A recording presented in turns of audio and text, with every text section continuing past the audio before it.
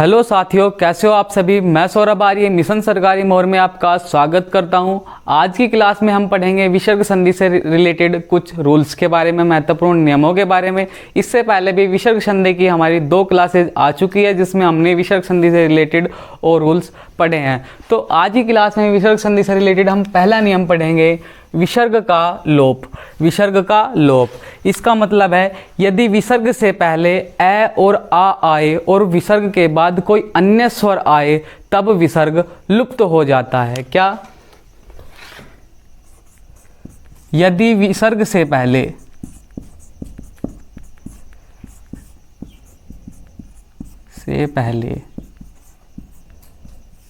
ए आ और विसर्ग के बाद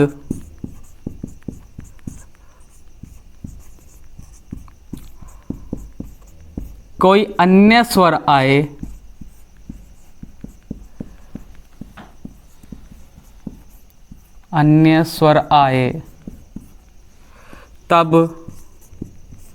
विसर्ग लुप्त हो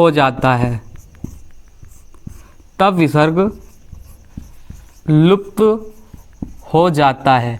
ये रूल है हमारा विसर्ग का लोप का। तो इसे हम अपने एग्जाम्पल के जरिए समझते हैं। तो इसमें हमारा सबसे पहला एक एग्जाम्पल देखते हैं, जैसे कि हमारा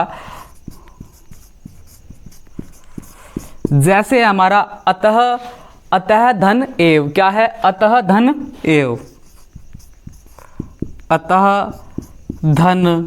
एव। तो इसमें हमारा क्या कंडीशन दे रखी है? विसर्ग से पहले ए या आ आए। तो विसर्ग से पहले हमारा क्या ए या आए।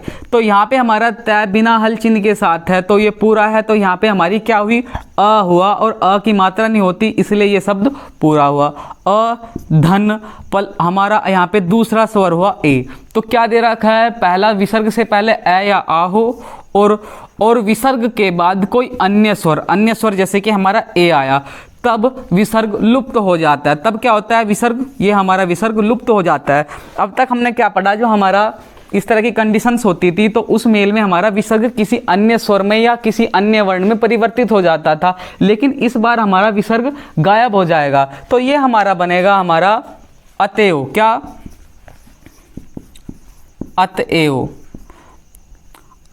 अत हमारा ऐसे की ऐसे ही आ गया, ए हमारा ऐसे के ऐसे ही आ गया, और जो हमारा विसर्ग था वो किसी में परिवर्तित नहीं हुआ।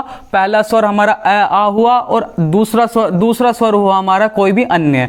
तो हमारा विसर्ग गायब हो गया, यहाँ पे लुप्त हो गया। तो ये हमारा इस तरह बन जाता है अतएव। क्या बन जाता है? अतएव। इसी तरह हमारा आज का दूसरा नियम होता है पुरु स्वर का दीर्घ एवं विसर्ग का लोप। तो इसमें हमारा क्या है? यदि विसर्ग से बाद का शब्द र हो तब हमारा विसर्ग लुप्त हो जाता है और विसर्ग से पहले का स्वर दीर्घ में परिवर्तित हो जाता है। क्या हो जाता है? दीर्घ में परिवर्तित। जो हमारा स्वर होगा वो अपने दीर्घ रूप में परिवर्तित हो जाएगा, विसर्ग से पहले वाला, और हमारा विसर्ग हो जाता है लुप्त। तो लिख लेते हैं इसे भी, नोट्स प्रॉपर बना के चलिए।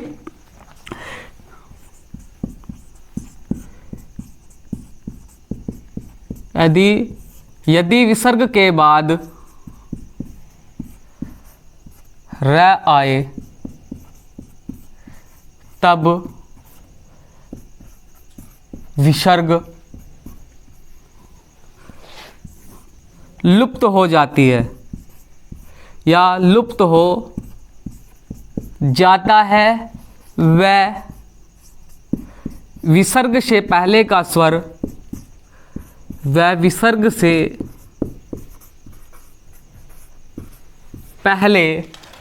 स्वर दीर्घ में परिवर्तित हो जाता है।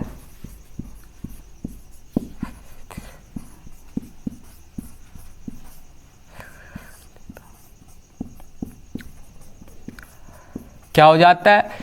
यदि विसर्ग से के बाद र आए, क्या आए, विसर्ग के बाद हमारा र आए, तब विसर्ग लुप्त हो जाता है व विसर्ग से पहले का स्वर दीर्घ में परिवर्तित हो जाता है। क्या, दीर्घ में परिवर्तित हो जाता है। तो इसका हम एग्जाम्पल देख लेते हैं,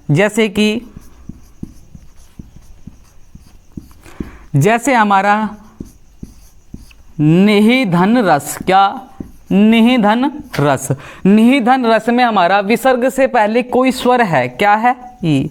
इससे हमें फिलहाल कोई मतलब नहीं, हमें रूल में दिया गया है विसर्ग के बाद हमारा र आए, क्या, विसर्ग के बाद हमारा र आ रहा है, तो हमारा जो ये विसर्ग है ये तो हमारा लुप्त हो जाएगा, और जो हमारा इससे पहले का विसर्ग से पहले का स्वर है वो हमारा परिवर्तित हो जाएगा। और परिवर्तित किस में होगा, अपने ही दीर्घ स्वर में। तो इसका दीर्घ स्वर होता है ये वाला, मात्रा में इसकी मात्रा है हमारी ये, और दीर्घ की मात्रा हो जाती है हमारी ये वाली।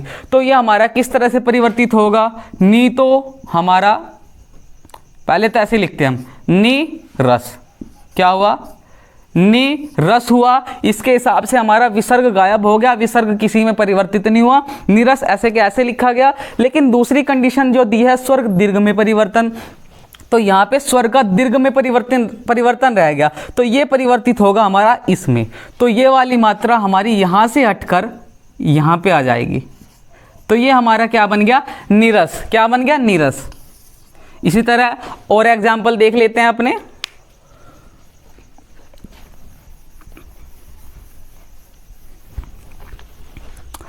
अगला एग्जाम्पल है हमारा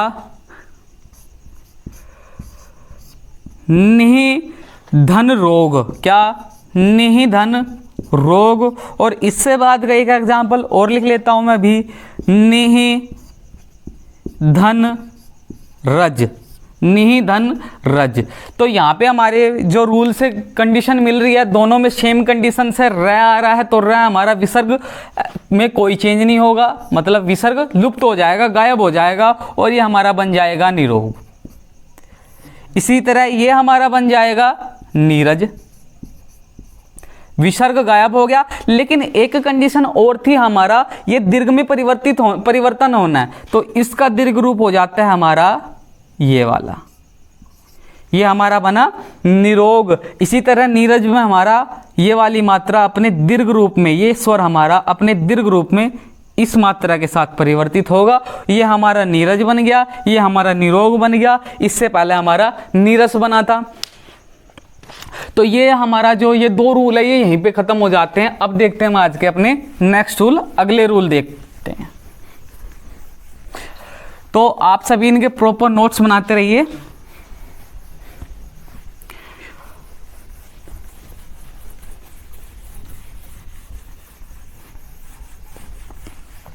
अब देखते हैं हम अपना अगला रूल, विसर्ग में परिवर्तन न होना। अब तक हमने क्या पढ़ा, विसर्ग को किसी ना किसी रूप में परिवर्तित कर रहे थे संधि के बाद, फिर उसके बाद क्या हुआ, विसर्ग गायब हो रहा था, लुप्त हो रहा था। लेकिन इस बार हमारा क्या है, विसर्ग में परिवर्तन न होना। क्या, विसर्ग में परिवर्तन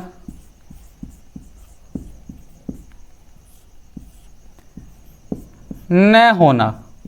तो इस बार हमारा विसर्ग में परिवर्तन नहीं होगा। तो इसकी भी हमारी कुछ कंडीशंस है, कुछ रूल बना दिए गए। तो अब हम उन्हें पढ़ते हैं, उनके बारे में देखते हैं। तो सबसे पहले हमारा क्या है, यदि विसर्ग से पहले अ आए, क्या, यदि हमारा विसर्ग से पहले अ हो तथा बाद में क, ख, प और फ हो, तो तब हमारा विसर्ग में कोई चेंज नहीं होगा। विसर्ग हमारा ऐसे के ऐसे ही लिखा जाएगा। जैसे कि हमारा एग्जाम्पल में यहाँ पे विसर्ग है, तो संधि बनने के बाद भी ये हमारा उसमें भी विसर्ग ऐसे के ऐसा ही रहेगा, इसमें कोई चेंज नहीं होगा और ना ही ये लुप्त होगा। तो इस रूल को भी हम लिख लेते हैं, जैसे जिस वजह से आप भी इसे नोट कर सके।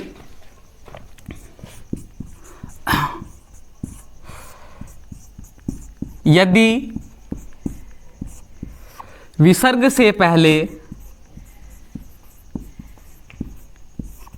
अ हो तथा बाद में तथा बाद में क ख प और फ हो, तब विसर्ग में कोई परिवर्तन नहीं होता। तब विसर्ग में कोई परिवर्तन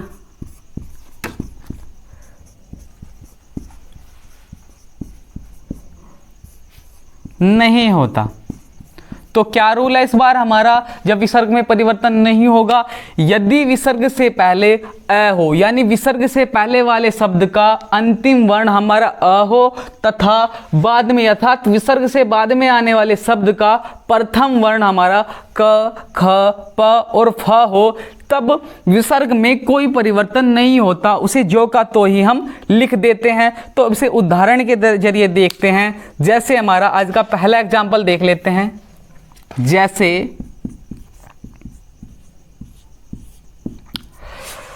जैसे हमारा आज का पहला एग्जाम्पल है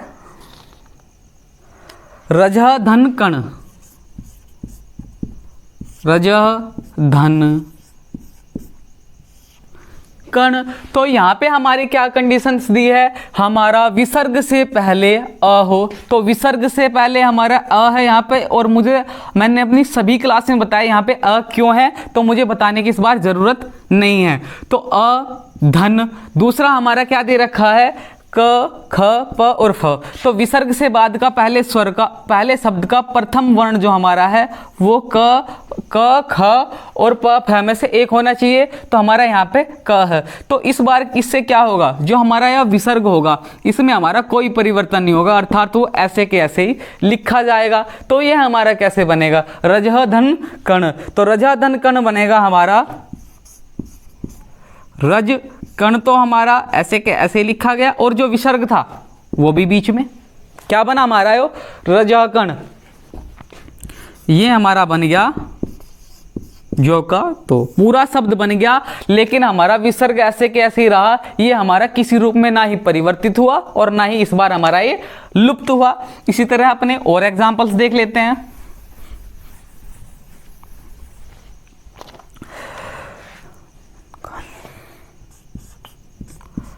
प्रातः धन काल। जब तक मैं ये एग्जाम्पल उतारता हूं तब तक अपनी आप क्लास को, जो क्लास देख रहे होंगे, वैसे तो ये रिकॉर्डेड क्लास है, तो आप इन्हें सोल्व करते रहें, साथ के साथ आपकी प्रैक्टिस होती रहेगी, क्योंकि इसका एक एग्जाम्पल मैंने आपको करा दिया। और हो सके तो कमेंट भी करते रहें जो सही आंसर है। अगला है हमारा अतः अंतः धन पुर। फिर उससे अगला एग्जाम्पल है हमारा पुनः धन फलित। पुनः धन फलित।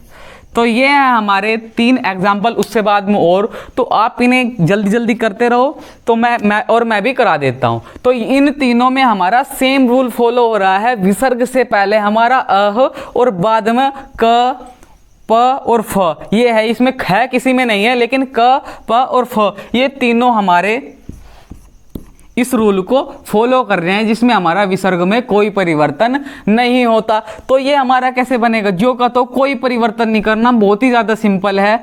सीधा ऐसे के ऐसे ही लिख देना है, बस यहाँ का धन हटा के पूरे शब्द को एक साथ जोड़ के लिख दो। ये हमारा प्रातः फल हुआ, यो हमारा अंतःपुर हुआ, कोई परिवर्तन नहीं, बिल्कुल ऐसे के ऐसे विसर्ग जहां थी वहीं पे है, बस धन का चिन्ह प्लस का चिन्ह बीच में से हटा है, गायब हुआ है। यहां पे पुनः फलित, ना ही किसी मात्रा में, ना ही किसी स्वर में, वर्ण में, किसी में कोई परिवर्तन नहीं, ऐसे के ऐसे लिखना है, बहुत ज़्यादा सिंपल है। तो ये इस तरह हमारा जो सबसे पहले हमने आपको देख लिया कि विसर्ग में परिवर्तन था, फिर लुप्त था, इस बार परिवर्तन न होना, तीनों कंडीशंस हमने देख ली। लेकिन इसमें ही हमारा विसर्ग में परिवर्तन न होने में ही एक हमारा अपवाद भी है। क्या है हमारा अपवाद? और वो क्या है हमारा?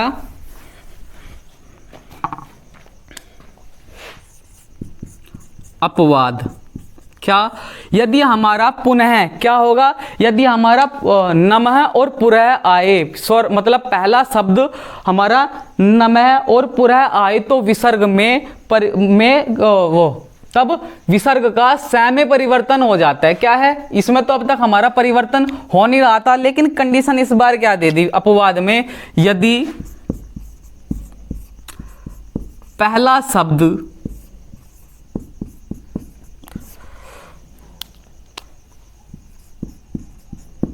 नमः या पुरः हो तब विसर्ग श में परिवर्तित हो जाती है। किसमें, श में परिवर्तित हो जाती है।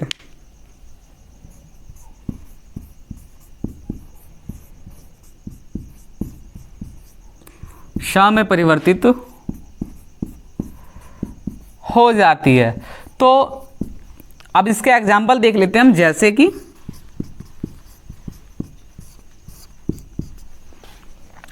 जैसे हमारा नमः धनकार, क्या, नमः धनकार, क्या, नमः धनकार। और मैंने रूल यहाँ से रफ कर दिया है, लेकिन आपने, मैं उम्मीद करता हूँ आप सभी ने वो नोट किया होगा। तो रूल हमारा क्या था, पर पहले स्वर में क्या, पहले शब्द में हमारा अ हो और बाद में हमारा क, ख, प और फ हो। तो हमारा यहाँ पे क है, तो हमारा क्या होता था, विसर्ग में कोई परिवर्तन नहीं होता था, विसर्ग हमारे ऐसे ही लिखते थे। तो उस हिसाब से ये भी हमारा किस तरह लिखा जाना चाहिए था, नमःकार। लेकिन यहाँ पे क्या है, यहाँ पे एक अपवाद है। यहाँ पे अपवाद क्या है हमारा, अगर हमारा नमः होगा पहले या हमारा पुरः होगा तो हमारा विसर्ग इस बार परिवर्तन न होगा बल्कि परिवर्तित होगा, और वो हमारा परिवर्तित होगा शाम।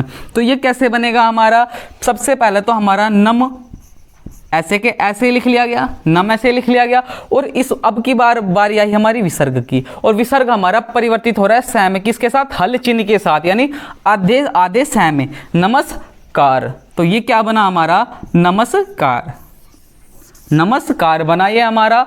और इसी तरह एक एग्जाम्पल और देख लेते हैं हम अपना,